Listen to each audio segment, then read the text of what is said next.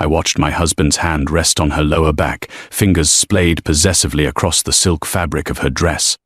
The same way he used to touch me 3 years ago before I became furniture in his world, before I transformed into the silent ghost who poured his whiskey and pretended not to hear him on the phone with her at 2 in the morning. And I stood there in the doorway of our living room holding a tray with his favorite scotch, the expensive kind he only drank when celebrating something big, watching him laugh at whatever she was saying, watching him lean close enough that I could smell her perfume from where I stood 10 feet away, and something cold and sharp settled in my chest, not jealousy exactly, more like clarity, the kind that comes when you finally stop lying to yourself about what you've known for months, maybe years, that you married a man who sees you as decoration, as the respectable wife he parades at family functions while his real life, his real passion, happens somewhere else with someone else. And I cleared my throat softly, the way I'd been trained to announce my presence without startling him, without making him angry, and Mitchell turned, his face shifting from open affection to that blank polite mask he wore around me now, around the woman he'd stopped seeing years ago even though I was standing right in front of him. "Your scotch," I said quietly, setting the tray on the table beside them, not looking at her, not giving him the satisfaction of seeing me react to the fact that his mistress was sitting in our home, in the living room I'd decorated, on the couch I'd chosen, drinking wine from glasses I'd selected from a boutique in Florence during our honeymoon when I'd still believed in fairy tales and men who meant their vows. "Thank you, Kathy," Mitchell said, his voice carrying that distant politeness he used with servants, with people whose feelings didn't register as real to him, and he didn't introduce me to the woman, didn't acknowledge the insanity of this moment, didn't seem to notice or care that I was standing there watching my marriage dissolve in real time. The woman, blonde, younger than me by maybe 5 years, beautiful in that polished, expensive way that money bought, smiled up at me with something that might have been pity or triumph. I couldn't tell which and didn't care enough to figure it out. "You have a lovely home," she said, her voice warm and friendly like we were acquaintances meeting at a charity luncheon, like she wasn't sleeping with my husband, like this was normal. "Thank you," I said, and my voice came out steady, calm. Exactly the tone I'd perfected over 6 years of marriage to a man who ran the most powerful crime family in Chicago, a man who valued control above all else, who demanded that his wife be elegant, composed, invisible until needed, and I'd become exactly what he wanted. So perfectly invisible that he'd forgotten I was a person at all, forgotten I had a mind, had eyes, had the capacity to see everything he thought he was hiding.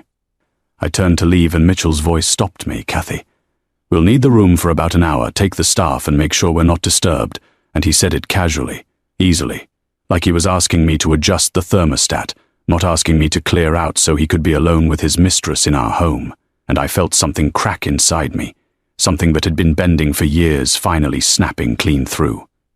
"Of course," I said, and I walked out with my head high, my footsteps silent on the marble floors, and I did exactly what he asked. I dismissed the staff, told them to take an early evening, sent the guards to the outer perimeter, made sure my husband had complete privacy, and then I did something Mitchell never expected because he'd spent 6 years teaching me to be invisible, and he'd done such a good job that he forgot invisible people see everything, hear everything, and remember everything.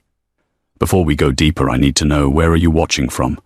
Are you somewhere you can stay for the next while? Because what happens next, what I did, what Mitchell lost, it's going to change everything you think you know about power, about revenge, about the kind of danger that comes wrapped in silence and patience. This is the story of how I stopped being the invisible wife and became the woman who burned an empire to the ground without raising my voice once. This is the story of Kathy Brennan. And I need you to stay with me because the final twist is something nobody could have predicted. Not even me. What you are about to hear is going to shock you. Kindly hit the subscribe button and let me know where you are watching from. Stay with me because the truth about who I really am, the truth about what I've been doing for 6 years, it's something that will change everything you think you know about this marriage, about this story, about the woman standing in that doorway holding a tray of scotch. My name is Kathy, at least that's what I call myself now. 6 years ago I was Catherine Chen, daughter of a real estate developer in San Francisco. Graduate of Stanford with a degree in international finance, fluent in 4 languages, skilled in the kind of high-level negotiation that made millions appear and disappear across borders without anyone noticing. I met Mitchell Brennan at a business conference in New York. He was there representing his family's legitimate holdings, the restaurants and construction companies and import businesses that served as fronts for the drug, trafficking and money laundering and political corruption that actually funded the Brennan Empire. And he was magnetic, the kind of man who commanded rooms without trying, who made you feel like you were the only person in the world when he looked at you. And I fell for it, fell for him, fell for the fantasy that I could be the woman who tamed the beast, who brought light into darkness, who transformed a criminal into something better. Or at least that's what I told myself. That's what I told him. But the truth, the real truth that I've kept hidden for 6 years, is far more complicated than a simple love story. We were married 6 months later in a ceremony that cost $2 million and made the society pages in 3 states. And for the first year I played my role perfectly. The devoted wife, the woman who'd fallen desperately in love with Mitchell Brennan despite his family's reputation, despite the whispers at parties about where his money really came from, despite the federal agents who showed up at our engagement party asking questions they already knew the answers to. And Mitchell believed every second of my performance because men like him, men who've spent their whole lives being feared and obeyed, they want to believe they're lovable underneath all that violence. They want to believe that someone can see past their crimes to the good man hiding inside, even when no good man exists. But I wasn't falling in love during that first year. I was learning, studying, documenting, watching the way Mitchell conducted business, the way he spoke to his associates, the way he managed his empire through a combination of fear and strategic generosity, and I was storing every piece of information like files in a cabinet, organizing it, categorizing it, building something Mitchell didn't know existed, a case, evidence, ammunition for a war he didn't know we were fighting because he thought we were on the same side. He thought I was his wife, his partner, his greatest asset, and I let him believe that because belief makes people careless, and I needed Mitchell to be careless around me. By year 2, the performance got harder. Mitchell started staying out later, coming home smelling like other women, treating me like expensive furniture that needed occasional dusting but no real attention. And I had to remind myself why I was there. Had to remember the mission. Had to push down the small part of me that had started to wonder if maybe the performance was becoming real. If maybe I'd started to actually care about this man I was supposed to be destroying. But then Mitchell would do something cruel, would dismiss me in front of his associates, would bring his mistress to our home, and I'd remember exactly why I was there, exactly what he deserved, exactly how this story needed to end. Because here's what you don't know yet. Here's what Mitchell never knew. Here's the twist that changes everything you think you understand about this marriage. I wasn't just a wife who got fed up and decided to turn evidence. I was never just a wife at all, 6 years ago when I met Mitchell Brennan at that conference in New York, when I smiled at him across the hotel bar and let him buy me a drink and pretended to be charmed by his attention. I was already working for the FBI. I'd been recruited straight out of Stanford, brought into a special unit that focused on organized crime, and I'd spent 2 years training for deep cover work before they gave me the assignment that would define my career: get close to Mitchell Brennan, marry him if possible, gather evidence from the inside, and help us dismantle the most powerful crime family in the Midwest. So when Mitchell proposed after 3 months of dating, when he slipped that 5-carat diamond on my finger and told me I was the love of his life, when his mother cried at our wedding and told me I was the daughter she'd always wanted, I was already an FBI agent, already recording conversations, already photographing documents, already building the case that would put Mitchell away for life. And every moment of our marriage, every breakfast I made, every dinner party I hosted, every quiet evening we spent together, I was working, always working, never stopping, never letting my guard down, because the moment I forgot who I really was, the moment I started to believe my own performance, that was the moment everything would fall apart. The Mistresses started around year 2, and I won't lie, that part hurt, not because I loved Mitchell. I couldn't. I'd trained myself too well to maintain professional distance, but because it was humiliating, because it meant my performance wasn't good enough, wasn't compelling enough to hold his attention.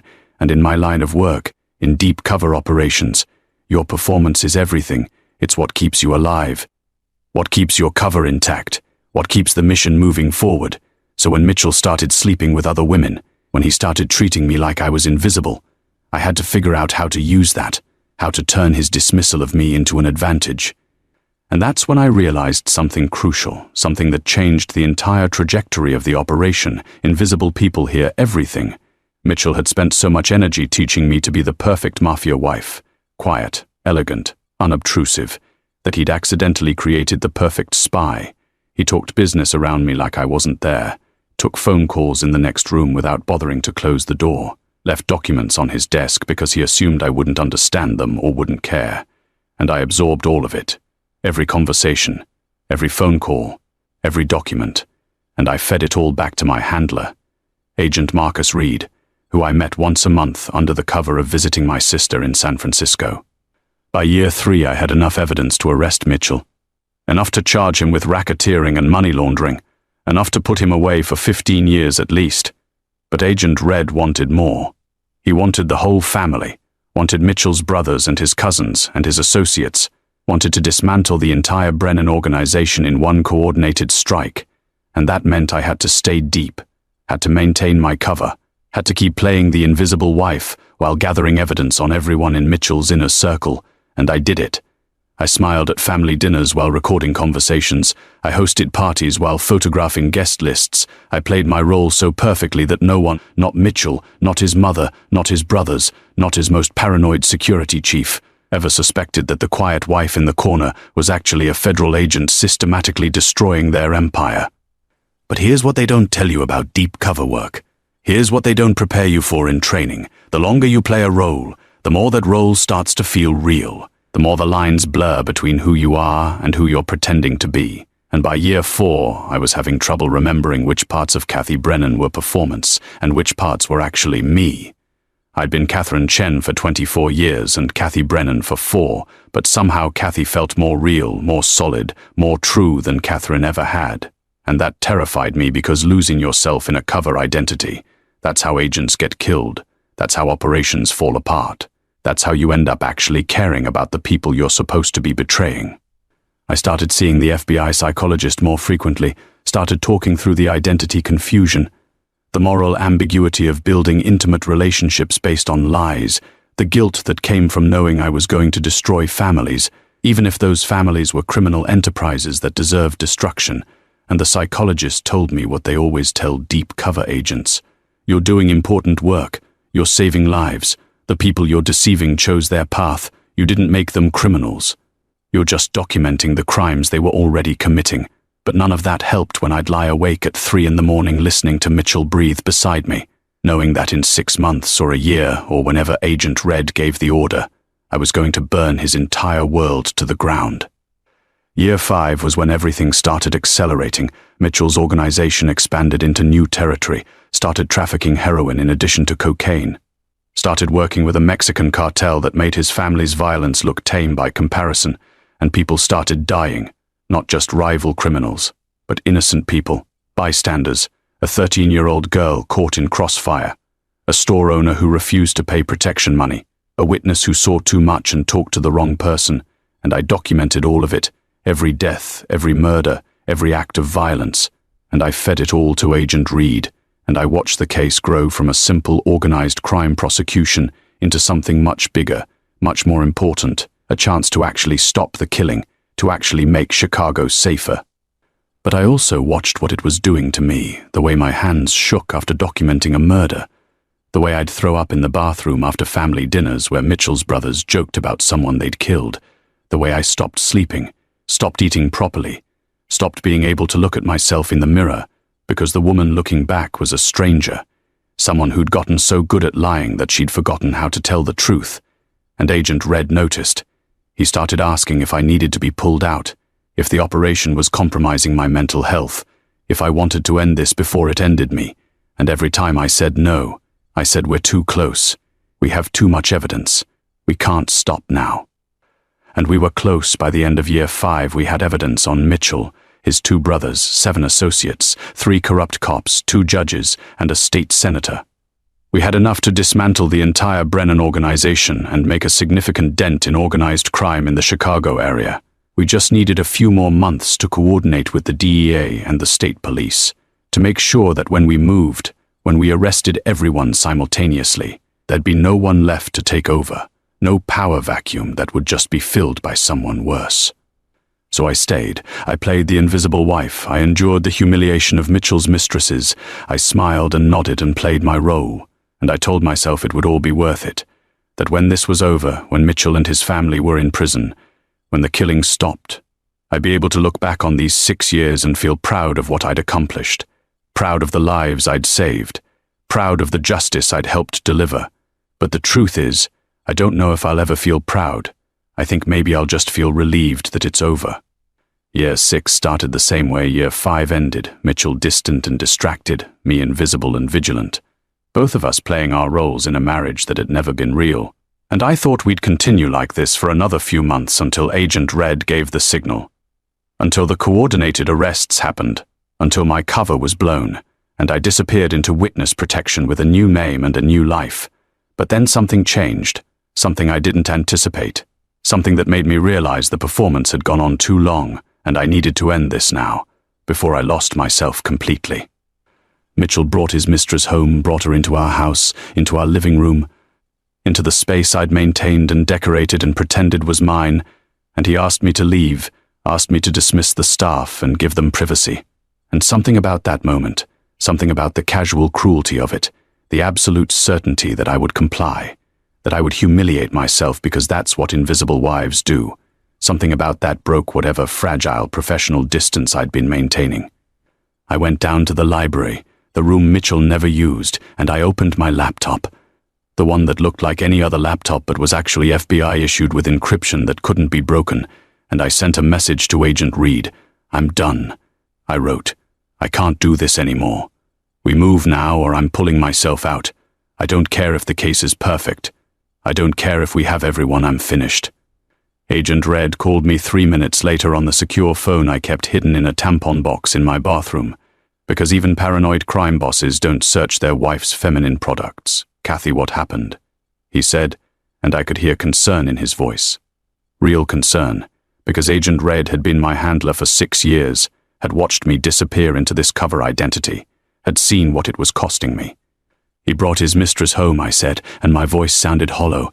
"He asked me to leave my own house so he could be alone with her, and Marcus, I can't do this anymore. I can't be invisible anymore.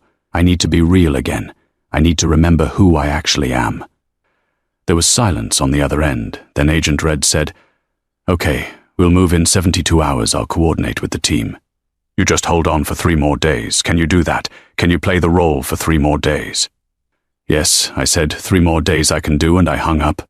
And I went upstairs where Mitchell and his mistress were probably still together, and I packed an overnight bag, and I told Mitchell through the closed door that I was going to visit my sister, and he barely acknowledged me, just a muffled okay through the door. And I left.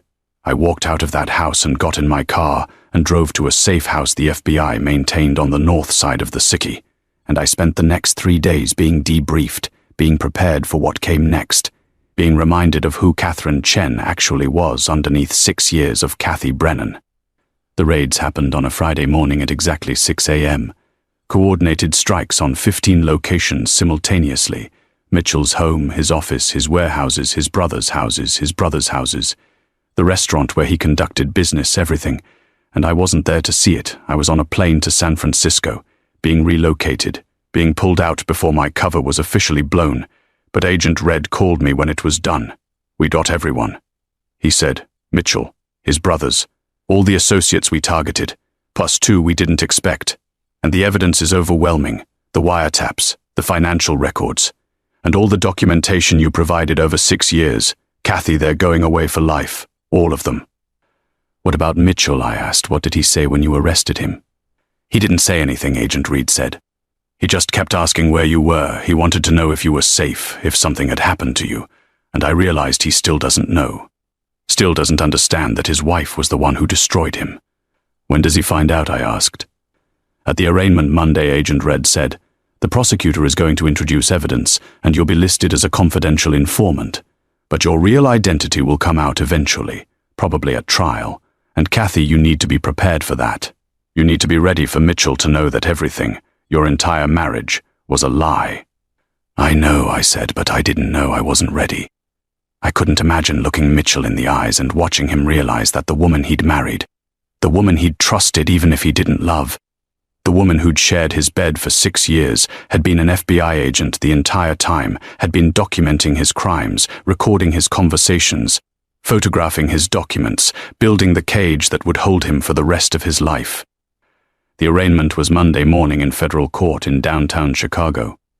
And I sat in the back of the courtroom wearing sunglasses and a scarf, trying to be invisible one last time, and I watched them bring Mitchell in, hands cuffed, wearing an orange jumpsuit instead of the custom suits he loved, and he looked smaller somehow, diminished, like someone had taken the air out of him, and his eyes scanned the courtroom like he was looking for someone, looking for me, and when he didn't find me in the family section he looked confused, lost, like he couldn't understand where his wife was. The prosecutor stood and began reading charges: racketeering, conspiracy to traffic narcotics, money laundering, conspiracy to commit murder. And with each charge Mitchell's face got paler, his lawyer kept objecting, kept demanding to see the evidence. And the prosecutor said, "Your Honor, we have extensive documentation provided by a confidential informant who was embedded in the defendant's organization for 6 years." And I watched Mitchell's face change, watched him start to understand that someone close to him, someone he trusted, had betrayed him. "Who?" Mitchell shouted, interrupting his own lawyer, who was the informant, and the judge banged his gavel and told him to be quiet, but Mitchell kept shouting, "Who betrayed me? I have a right to know who destroyed my family." And the prosecutor looked at the judge, and the judge nodded, and the prosecutor said, "Your Honor, given the defendant's outburst, I think it's appropriate to reveal that the confidential informant was Catherine Chen, also known as Kathy Brennan, also known as the defendant's wife." The courtroom went silent, absolutely silent, and I watched Mitchell's face go through shock, disbelief, confusion, and finally understanding. And his eyes started searching the courtroom again, more frantically this time, and they found me in the back row. And I took off my sunglasses so he could see my face, so he could see I wasn't hiding anymore, and I watched him mouth my name, Kathy, like a question, like an accusation, like a prayer. "You," he said, and his voice was barely a whisper, but I could hear it across the silent courtroom. You were FBI," and I nodded, just once, and I watched something break in Mitchell's eyes, something that looked like pain or betrayal or the total collapse of everything he thought he understood about his life. The judge was banging his gavel, the lawyers were arguing, the bailiffs were trying to restore order, but all I could see was Mitchell's face, all I could hear was him saying over and over, 6 years. You lied to me for 6 years. Everything was a lie. Our marriage was a lie. You were a lie. And I wanted to tell him that not everything was a lie, wanted to explain that somewhere in those 6 years the performance had become complicated, that I'd started to see him as human even though I knew he was a monster, but I couldn't say any of that because it would compromise the case, would give his lawyers ammunition, would undermine everything I'd spent 6 years building. So I just sat there and I watched them read the charges. Watched them deny bail, watched them lead Mitchell away in chains, and as he passed my row he stopped, forced the bailiffs to stop, and he looked directly at me and he said, "I loved you, I actually loved you, and you destroyed me." And I looked him in the eyes and I said, "You destroyed yourself, Mitchell, I just documented it." And then he was gone, led away to holding, and I walked out of that courtroom into the sunlight and I felt nothing, no relief, no triumph, no satisfaction, just emptiness. Just the hollow feeling of having played a role for so long that I'd forgotten how to be real. The trial took 8 months to prepare, 8 months of depositions and witness prep and media coverage that turned me into a public figure. The FBI agent who went deep cover for 6 years, the woman who married a mobster to bring him down, and the media loved the story, loved the drama of it, loved the betrayal and the deception and the long game I'd played, but they didn't understand the cost. Didn't understand what it does to a person to lie every single day for 6 years, to build intimacy based on deception, to become someone else so completely that you lose track of who you actually are. Agent Red tried to help, set me up with the FBI psychologist, encouraged me to take time off, to process what I'd been through, to work through the identity confusion and the moral injury and the complicated grief of destroying someone I'd spent 6 years pretending to care about. But I didn't want to process it. Didn't want to feel it. I just wanted it to be over. Wanted to testify and watch Mitchell get convicted and disappear into my new life, where I could forget Kathy Brennan ever existed. The trial lasted 6 weeks and I testified for 4 days, and it was brutal. Mitchell's lawyers tried everything, tried to paint me as a seductress who'd entrapped their client, tried to claim I'd fabricated evidence, tried to argue that anything I'd learned as Mitchell's wife should be protected by spousal privilege, But the judge shut that down, ruled that our marriage had been fraudulent from the beginning, that I'd never actually been Mitchell's wife in any legal sense because I'd married him under false pretenses as part of a federal investigation. And I sat on that witness stand and I told them everything, every crime I'd witnessed, every conversation I'd recorded, every document I'd photographed, and Mitchell sat at the defense table staring at me with eyes full of hatred, and I stared right back because I couldn't afford to look weak, couldn't afford to show any emotion that his lawyers could use against me. So I performed again. I played the role of the professional FBI agent who'd never wavered, who'd never doubted, who'd never felt anything for the man she was destroying, and everyone believed me because I'd gotten so good at performing that even I couldn't tell anymore what was real and what was an act. The jury deliberated for 6 hours, and when they came back, the verdict was unanimous on all counts guilty, and Mitchell's face went white. And his mother, who was sitting in the front row, started screaming, calling me terrible names, calling me a whore and a liar and a destroyer of families. And the judge had to have her removed, but her words echoed in my head because maybe she was right, maybe I was a destroyer, maybe what I'd done wasn't justice but something darker, something more personal, something that had stopped being about the law and started being about proving I was smarter than Mitchell, proving I could beat him at his own game. The judge sentenced Mitchell to 45 years without possibility of parole. And when he asked if the defendant had anything to say, Mitchell stood up and he looked directly at me and he said, "I hope it was worth it. I hope destroying me, destroying my family, destroying everything I built. I hope that makes you happy. I hope you sleep well at night knowing you're the reason my mother will die before she sees her son again." And I wanted to tell him about the 13-year-old girl caught in crossfire, about the store owner beaten to death, about all the people his organization had destroyed. But I didn't say anything because nothing I could say would change his mind. Nothing would make him see himself as anything other than a victim of my betrayal. They led him away in chains, and I walked out of that courtroom for the last time, and Agent Red was waiting for me in the hallway. "It's over," he said. "You did it. 6 years of work and you brought down the entire Brennan organization. You should be proud." "I don't feel proud," I said. "I don't feel anything," and Agent Red looked at me with something like sadness in his eyes, and he said, "That's normal. That's what happens when you live a lie for that long, but Catherine, you'll heal. You'll remember who you are. It just takes time." But I'm not sure he was right. I'm not sure you can spend 6 years being someone else and then just snap back to who you were before.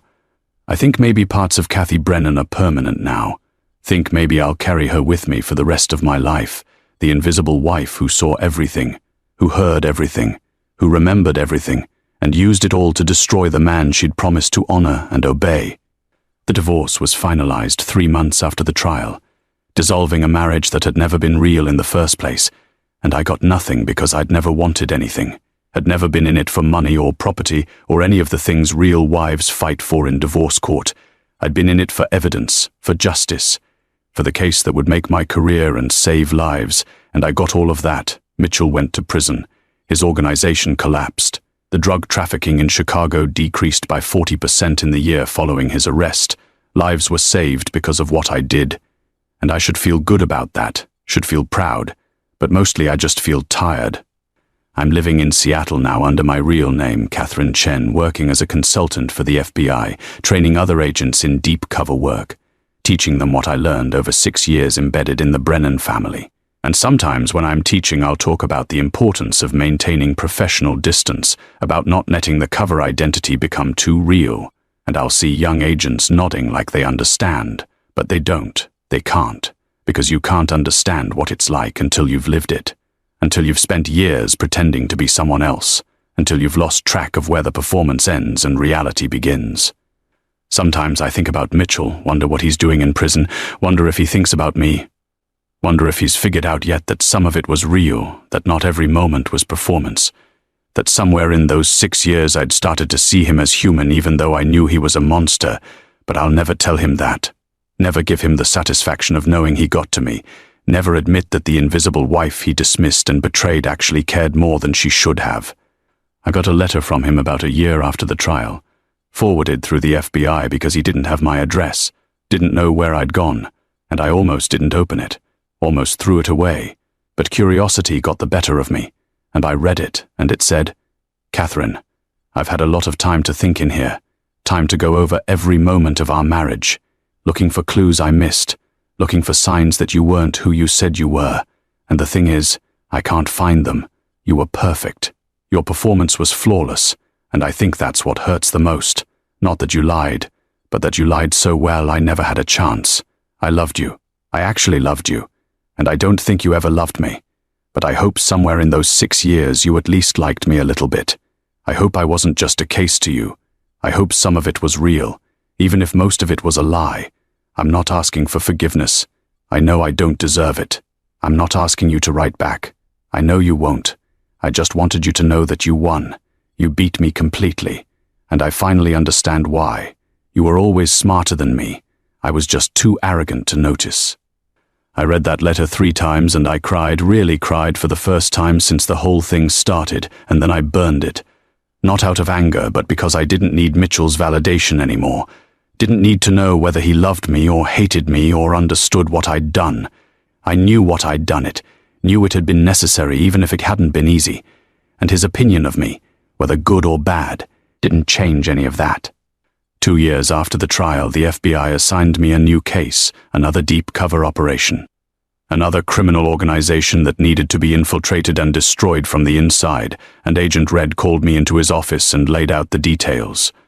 And I listened, and when he was done, he asked if I was interested, and I said no. I said I can't do that again, can't lose myself again, can't spend years pretending to be someone I'm not, and he nodded like he'd expected that answer, like he'd known before he even asked that I was done with deep cover work. So now I teach, I train other agents, I share what I learned over 6 years as Kathy Brennan. And sometimes I'll be in the middle of a lecture and I'll see a young agent, some woman fresh out of the academy, eager to prove herself, eager to do important work, and I'll want to tell her the truth, want to warn her that deep cover work doesn't just cost you time. It costs you pieces of yourself you'll never get back. But I don't say that because the work is important, because lives get saved, because justice gets served. And who am I to tell someone else not to make the sacrifice I made?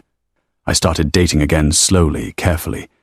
And it's hard because I spent 6 years lying to someone I was supposed to be intimate with, and that kind of deception, it changes you, makes it hard to trust, hard to be vulnerable, hard to let someone see the real you when you're not even sure who the real you is anymore. But I'm trying. I'm working with a therapist. I'm doing the work of integrating Catherine Chen and Kathy Brennan into someone whole, someone who can have honest relationships, someone who can be real. And sometimes I'll be on a date and the guy will ask about my past, ask about previous relationships, and I'll have to decide how much to tell. Have to decide whether to mention that I was married for 6 years to a man who never knew my real name. And usually I don't mention it because how do you explain something like that? How do you make someone understand that your entire marriage was a federal investigation? But it's there, always there. This huge piece of my history that I can't talk about, can't share, can't integrate into a new relationship. 3 years after the trial, Mitchell's appeals finally ran out. The courts had reviewed his case multiple times and found no errors, no grounds for a new trial, nothing that would reduce his sentence. And Agent Red called to tell me it was really over now. Mitchell would spend the rest of his life in prison. The Brennan organization was completely dismantled, and I could finally close this chapter, finally move on. And I thanked him, and I hung up, and I realized I didn't feel anything. No relief, no closure, no sense of completion, just that same emptiness I'd been carrying for 3 years. But I'm healing slowly. I'm learning how to be Catherine Chen again, learning how to be real, how to have genuine relationships, how to live a life that isn't a performance. And it's hard, harder than any undercover operation I ever did, because at least in deep cover I had a role to play, I had a script, I had a clear objective. But in real life there's no script, there's just you, trying to figure out who you are and what you want and how to be authentic after years of being anything but. I think about the night Mitchell brought his mistress home, the night I decided I was done. The night I sent that message to Agent Reed saying we move now or I pull myself out, and I wonder what would have happened if I'd made a different choice, if I'd stayed deep a few more months like Agent Reed wanted, if I'd maintained my professional distance and not let Mitchell's casual cruelty break through my defenses. Would the case have been stronger? Would we have gotten more people? Would the outcome have been different? But I also know that if I'd stayed longer, I might have lost myself completely. Might have disappeared into Kathy Brennan and never found my way back to Catherine Chen, so maybe ending it when I did, maybe that was survival. Maybe that was the only choice I could have made and still remained human. This is what I need you to understand. This is the lesson I need you to take away from my story. Undercover work, deep cover operations. They're not like the movies make them seem. They're not exciting adventures where you play a role and then come home and laugh about it. They're slow erosion of self. They're years of lying to people who trust you. They're the constant fear that you'll slip up, that you'll forget who you're supposed to be, that you'll start to actually become the person you're pretending to be, and when it's over, when the case is closed and the bad guys are in prison, you don't get to just go back to normal. You carry it with you forever. The guilt, the moral injury, the identity confusion, all of it. But I also need you to understand why we do it, why agents like me volunteer for deep cover work despite the cost, because it works. Because 6 years of my life put a major crime boss and his entire organization in prison, because drug trafficking in Chicago dropped by 40%. Because murders decreased, because neighborhoods got safer, because lives were saved, real lives. People who didn't get killed in crossfire, who didn't get addicted to heroin, who didn't have their businesses destroyed by protection rackets. Those people are alive and safe because I spent 6 years lying to my husband, and that has to mean something. That has to be worth what it cost me. I want you to think about invisible people in your life.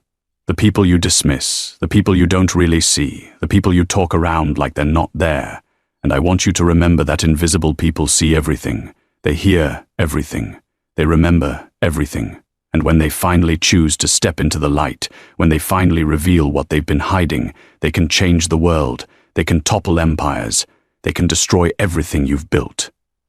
Mitchell Brennan made me invisible. He trained me to be the perfect mafia wife, quiet, elegant, unobtrusive. And in doing so, he created the perfect spy. He dismissed me as insignificant, and that made him careless. He assumed I didn't understand his business, and that made him talkative. He thought I didn't matter, and that gave me freedom to observe, to document, to build the case that would destroy him. And by the time he realized his mistake, by the time he understood that his invisible wife was actually the most dangerous person in his life, it was too late. The cage was already built, and he was already inside it. This is the story of how I silently listened as my mafia boss husband doted on his mistress, and then did what he never expected. I stopped being Kathy Brennan, the invisible wife, and became Catherine Chen, the FBI agent. I stepped out of the shadows and into the light, and I brought 6 years of evidence with me, and I watched Mitchell's empire burn. And yes, it cost me. Yes, I lost pieces of myself I'll never get back. Yes, I still don't know sometimes where the performance ended and reality began. But I also know that what I did mattered, that the lives saved were worth the sacrifice, that justice was served even if it wasn't perfect, even if it wasn't clean, even if it left scars I'll carry forever. Before I go, I need you to do something for me. I need you to subscribe. I need you to let me know where you are watching from, because stories like this, stories about invisible people who find their voices, stories about the cost of justice, stories about deep cover operations that change lives. These stories need to be told, and they need to be heard. Subscribe, and let's keep breathing life into stories that were never meant to stay silent.